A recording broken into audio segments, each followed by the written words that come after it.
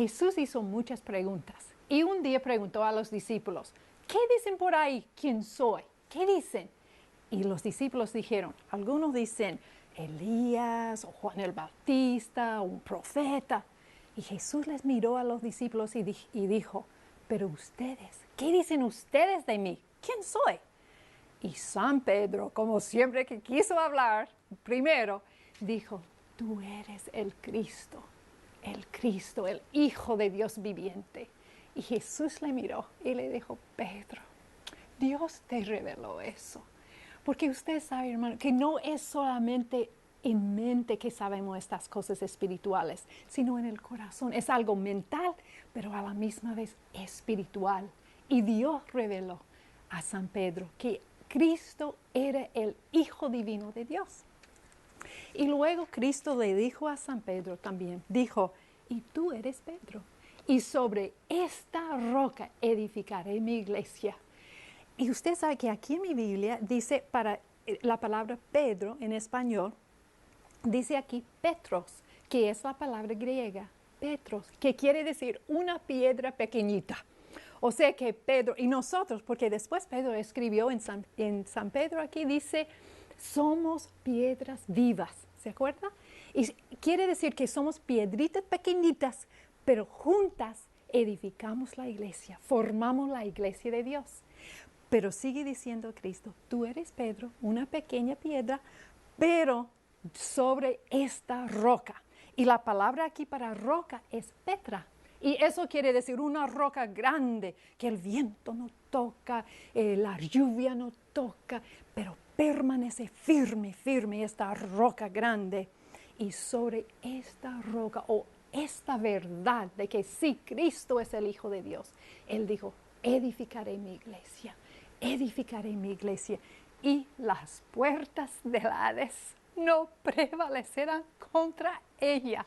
Cristo mismo dijo que esta confesión no pudo haberse hecho si el Espíritu de Dios no la hubiera revelado a Pedro.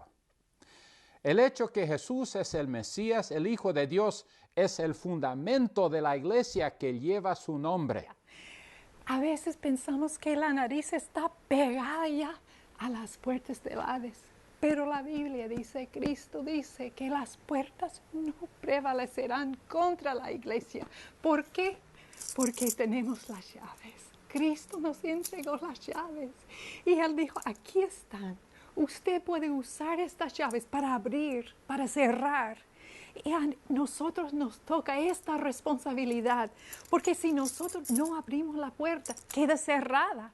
Y ahí están los presos, ahí están los hombres cautivos. No pueden salir, están en mano de Satanás, pero con la llave de Dios. Y yo espero un día llegar al cielo y entregar mis llaves. Decir, Señor, aquí están.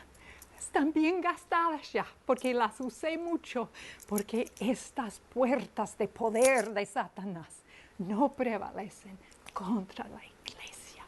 Aleluya. Otra interesante verdad que vemos en estos versículos es que Jesús mismo hará crecer la iglesia. Cuando Cristo dice, yo edificaré mi iglesia, la palabra iglesia en griego es eclesia. Y no es nada complicado, solamente es un grupo de personas llamadas aparte para formar un grupo. Y esta es la iglesia de Dios. En predicar en el nombre de Cristo y declarar las buenas nuevas de salvación por medio de Jesús, estamos haciendo nuestra parte en el crecimiento, pero es el Señor que realmente da el crecimiento que durará por una eternidad. Yo sé, hay hombres que pueden llenar una iglesia con gente, pero solo es ese siervo de Dios, ungido por el Espíritu Santo, que traerá los inconversos a los pies de Cristo. El crecimiento viene por parte del Señor, no te olvides. En segundo lugar, encontramos 3 verdades profundas acerca de Cristo y su cruz. Vemos primeramente que el diablo sigue tratando de desviar el camino de Cristo hacia la cruz. Esta vez, él usa la persona de Pedro. Sí. el mismo que había declarado que Jesús era el fundamento de la iglesia, ahora está diciendo que Cristo no tendrá que morir. Cristo le reprende y otra vez Satanás pierde una pelea. La muerte de cruz era la muerte peor de aquellos tiempos. Por lo general, la gente agonizaba varios días antes de morir. Esta muerte era para aquellos criminales quienes no tenían la confianza del pueblo. Más bien el pueblo estaría contento de verlos en una cruz. Cuando Cristo aceptó esta muerte, Él aceptó la muerte más humilde que se podría imaginar. Otra cosa que Jesús hizo es que sufrió. Mirando otra vez el capítulo 2 de Filipenses, nos dice en el versículo 6 lo siguiente: el cual, siendo en forma de Dios, no estimó el ser igual a Dios como cosa a que aferrarse, sino que se despojó a sí mismo, tomando forma de siervo, hecho semejante a los hombres. De eso me viene un pensamiento que Dios tenía todo. Se hizo como nadie para que pudiera llegar a ser alguien. Es difícil comprender cómo es que Cristo pudo haber dejado todo por un lado y haber sufrido como sufrió para que tú y yo podamos tener una vida de victoria. En el libro de Hebreos, en el capítulo 4, versículos 15 y 16, porque no tenemos un sumo sacerdote que no pueda compadecerse de nuestras debilidades, sino uno que fue tentado en todo según nuestra semejanza, pero sin pecado. Acerquémonos pues confiadamente al trono de la gracia para alcanzar misericordia y hallar gracia para el oportuno socorro. Mejor canción no hay que la de Cristo, Hijo de Dios que vino a salvar. Nos perdonó con sangre redentora, cuando en la cruz su vida quiso dar. Mejor canción no hay que la de Cristo, Él es el lema, pues por mí sufrió. Con notas claras anunciar quisiera la gracia de Él que en la cruz murió.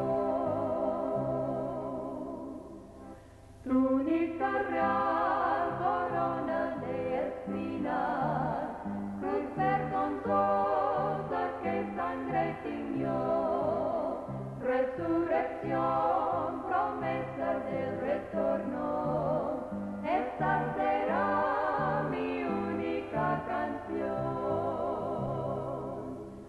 Mejor canción no hay que la de Cristo, Él es el lema, pues por mí sufrió.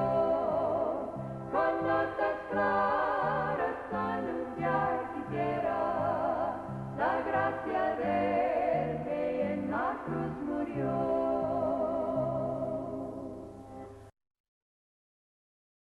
La gracia de Él que en la cruz murió.